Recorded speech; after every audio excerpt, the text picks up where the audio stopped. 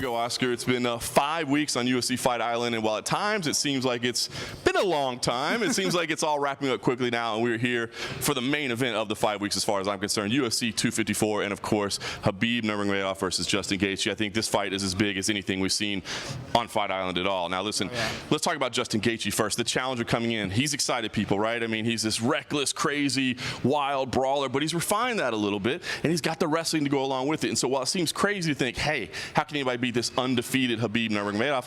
A lot of people think Justin might be that guy. And what we've seen from him this week, is it just me, or this mental capacity that he's in right now, the state that he's in, he seems like a guy that's ready for the challenge. Yeah, I think at this point, it's with Khabib, it's almost like throwing things at him and seeing what happens. And what better thing to throw at him than a guy who's essentially a walking buzzsaw? Justin Gaethje is as violent as they come, as he likes to let us know, and he says he's going in there to put bone on bone and cause damage when he can. And I think, to be honest, that's what you got to do. Don't let the space be negated. Hold him away from you and just hurt the guy. Try and let him know early on, I'm here and I'm not breaking. I've heard a lot of people say they're surprised he's kind of giving away his game plan. You know, he's got to stay in the center of the cage. But it's like, yeah, we kind of all know that by now. Like, you know what Khabib's doing. It's not like he's going to surprise you with his game plan. He's not hiding it either. He's not, which I love it. It's just, and I love the fact it's not bad blood. It's not rivalry. It's just two of the top guys in the world going at it. And listen, like I said, I love the attitude Justin Gaethje said. Even on the beach, you know, when they handed him his belt, of course he has interim title. He put it on for a second. Yeah. He didn't throw it on the ground this time, which is nice. That was a little disrespectful, but he handed it back and said, hey, that's not the one I'm going for. I'm going for the one that he's got. So pretty cool stuff there from Justin Gaethje. Now let's talk about Khabib Nurmagomedov as well. One of the biggest stars in sport, no question about it. The undefeated record, I mean, it's impressive, right? When you start talking about trying to pick against guys like John Jones, Demetrius Johnson, you know, these people, George St. Pierre, Anderson Silva in his prime, you know, that go on these massive runs, it's difficult to do. And I think we're in that position with Khabib Nurmagomedov as well. It's tough to pick against him. But listen, this is not an easy position for him, right? Especially here. I know this won't be in front of a crowd, but man, when you see the type of demands that are placed on his time and him as a person, I mean, he's talking to all the media from all over the world. I mean, he is, yes, he's a superstar in the United States back home, but globally, man, it's even more.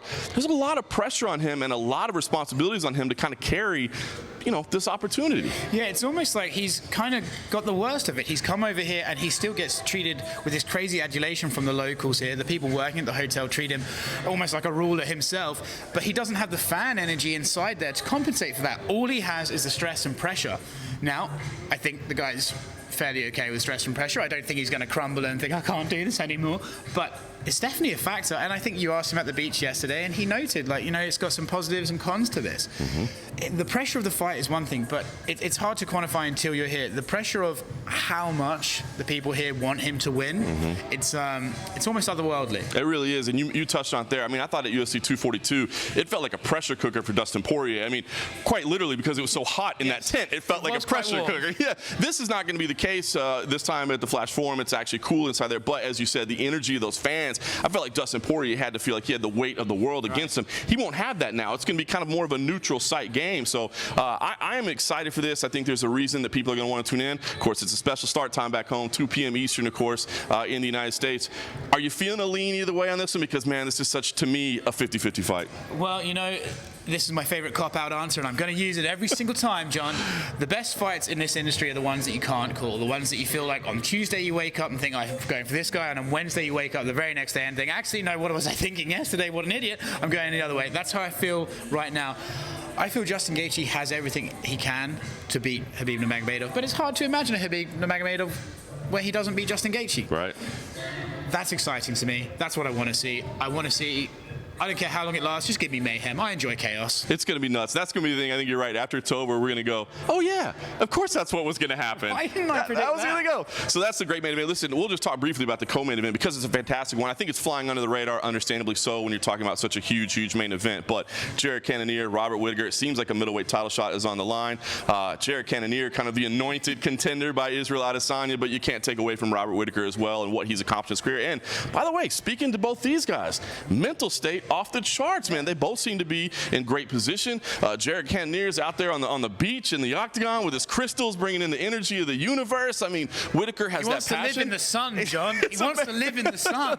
You got Robert Whittaker, who says he's feeling the love again. I mean, listen, are there any tells from either one of these guys? Because they're both dangerous. I think what we've seen is Cannonier's that guy on the rocket ride to superstardom. But let's not forget, Robert Whittaker, man, it's tough as they come. And yes, he had the loss to Adesanya, but man, he's put away a lot of really, really tough individuals. Well, who hasn't lost to Adesanya at this point, right? For me, the most interesting thing about these guys was the media day. They were both so confident, but in completely opposite ways.